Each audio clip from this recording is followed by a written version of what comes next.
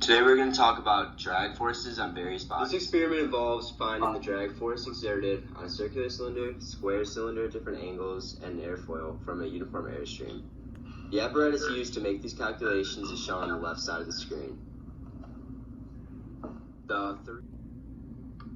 Shown here is a graph representing the drag coefficient on the y-axis and the Reynolds number on the x-axis. The point shown by this black dot is for the circular cylinder's drag coefficient and Reynolds number. As you can see, it is on the circular cylinder line, and therefore it was a good data point.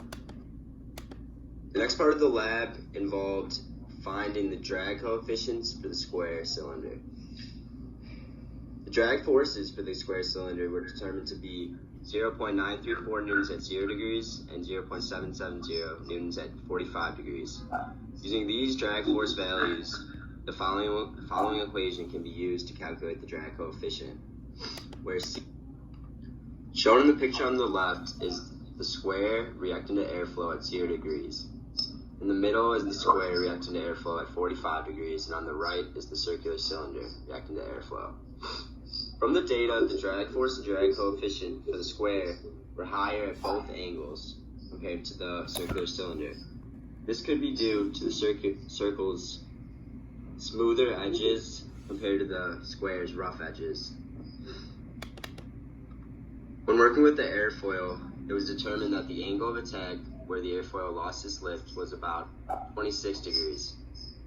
This lift was then regained at about 11 degrees. Here's an example problem regarding drag force. In a 50-mile-per-hour wind, what is the total drag force on a 30-foot vertical flagpole of 4-inch diameter? What is the magnitude of the resulting bending moment at the base of the pole? And how does the Reynolds number for the flagpole problem compare to the Reynolds number in the screens? The calculated drag force was 268.4 newtons. The bending moment was 1,227.8 newton meters. And when comparing to the Reynolds number in the experiment, which was about 55,000, there was a difference of 140 times 10 to the fifth in Reynolds numbers.